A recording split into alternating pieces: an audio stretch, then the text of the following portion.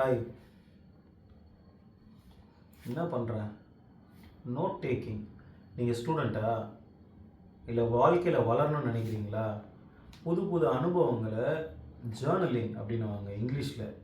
தமிழில் நீங்கள் குறியீடா எப்படி என்ன சொல்லுவாங்க அதை? நம்ம ஒரு விஷயத்தை அக்கௌண்டபுளாக இருக்கணும். நீங்கள் ஒரு நோட் ஒன்று வச்சுங்க, சின்னதாக ஒரு டைரி இந்த மாதிரி வச்சுங்க. நீங்கள் எந்த ப்ரொஃபஷனில் வேணால் இருங்க. ஒரு டீச்சராக இருக்கிறீங்க, இல்லை ஒரு ப்ளம்பராக இருக்கிறீங்க, ஒரு கார்பெண்டராக இருக்கிறீங்க, உங்களோட வேலையே நீங்கள் கணக்கெடுக்க ஆரம்பிச்சிங்க அப்படின்னா அது உங்களுக்கு ஒரு தெளிவை கொடுக்கும். இந்த வாரம் என்னென்னலாம் நான் வேலை பண்ணேன் அப்படின்றது சும்மா எழுதணும்னா ரொம்ப அழகாக எழுதணும்லாம் நினைக்காதீங்க. உங்கள் வாழ்க்கை அழகாக இருக்கணும் அப்படின்னா உங்களோட கிறுக்கல் கையெழுத்து கூட உங்கள் வாழ்க்கையை அழகாக்கும். இந்த நோட் டேக்கிங் ஸ்கில் ரொம்ப ரொம்ப எசென்ஷியல்.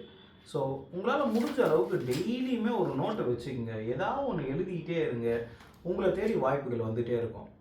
ஸோ ஸ்டூடெண்ட்டாக இருந்தீங்க அப்படின்னா ரொம்பவே எசென்ஷியல் இந்த நோட் டேக்கிங் ஸ்கில். நீங்கள் மொபைல்லையே எல்லாத்தையும் நோட்ஸ் எடுத்துக்கலாம், டெக்னாலஜி டெவலப்மெண்ட் ஆகிடுச்சு அப்படி இப்படின்னு நினைக்கிறத முதல்ல நிறுத்துங்க. ட்ரெடிஷ்னல் மெத்தட்ஸை கொஞ்சம் ஃபாலோ பண்ணுங்கள். உங்கள் மொபைல் சில டைம் பேட்டரி இல்லாமல் ஆஃப் ஆகலாம், திடீர்னு என்ன வேணால் நடக்கலாம், டேட்டா மிஸ் ஆகிடலாம். பட் ஆனால் உங்களோட நோட்டில் எழுதுறது என்ன தெரியுமா பண்ணோம்? அப்படியே உங்கள் மூளையில் ரெஜிஸ்டர் ஆகுங்க. நீங்கள் இந்த நோட்டு எத்தனை வருஷம் கழிச்சோ யாரோ ஒருத்தர் ஒரு 20 வருஷம் 30 வருஷம் கழிச்சு எடுத்தாங்கன்னா நீங்கள் எப்படி இந்த நிலைமைக்கு வந்தீங்க, எவ்வளோ உங்களை மதித்து உங்களோட வேலைகளை சின்ன சின்னதாக நோட்ஸ் எடுத்துருக்கிறீங்க அப்படின்றது தெரியும். இன்றைக்கும் பார்த்தீங்க அப்படின்னா நிறைய பேர் லெட்டர் அனுப்புறதை விருப்பப்படுறாங்க. போஸ்ட் ஆஃபீஸில் போய் கொடுக்குறாங்க. நீங்கள் போஸ்ட் ஆஃபீஸில் செத்து போச்சுன்னு நினச்சிக்கிட்டீங்களா? போஸ்ட் ஆஃபீஸ்லாம் இன்றைக்கும் துடிப்பாக தான் இருக்குது. இன்றைக்கி எல்லாரும் சொல்கிறாங்க யூஎஸில் நிறைய பேர் டம் ஃபோன்ஸ் யூஸ் பண்ணுறாங்க. டம் ஃபோன்ஸ்னால் என்ன? ஒன்றும் கிடையாது. நான் முதல்ல யூஸ் பண்ணிட்டு இருந்தேன் நோக்கியா 1100 மாதிரியான ஃபோனு. அதுக்கு அந்த பசங்க என்ன சொன்னாங்கன்னா, ஆமாம் இந்த ஃபோன் இருந்தால் எனக்கு பீஸ் ஆஃப் மைண்ட் இருக்குது, இந்த ஸ்மார்ட் ஃபோன்லாம் இருந்தால் அது என்ன ஸ்மார்ட் ஃபோனுன்னு அதுக்கு பேர் இருக்குது, ஆனால் அந்த ஃபோனை யூஸ் பண்ணால் நான் ஃபுல் ஃபோன் ஆயிடுறேன் நான் அப்படின்ட்டு பசங்க இது பண்ணுறாங்க. உஷாராயிட்டாங்க அமெரிக்காக்காரங்க. இந்தியாக்காரங்க எப்போ உஷாராக போகிறோம்? So it is our responsibility. உங்கள் வாழ்க்கையில் நீங்கள் செய்கிற வேலைக்கு நடுவில் என்ன இடையூறுகள் வந்தாலும், யார் உங்களை தொந்தரவு பண்ணாலும் அதெல்லாம் நீங்கள் அப்படியே சைலண்ட்டாக விடுங்க. தொந்தரவு பண்ணுறோம் கத்திக்கிட்டே இருப்பான், கத்திட்டு போயிடுவான். இப்போ கூட ஒரு ஃபோன் வருது, இதை பாருங்கள் நான் பேசிகிட்டே இருந்தேன் நின்று போச்சு. இதெல்லாம் பிளான் பண்ணுறது கிடையாது.